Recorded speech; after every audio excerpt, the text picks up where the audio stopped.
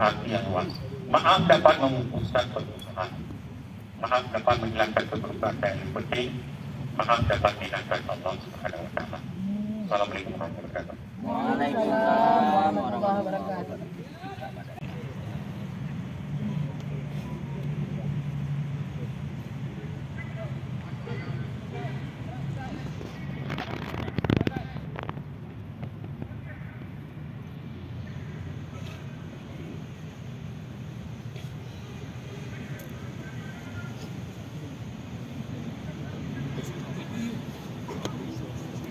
Penghormatan kepada pembina APEM.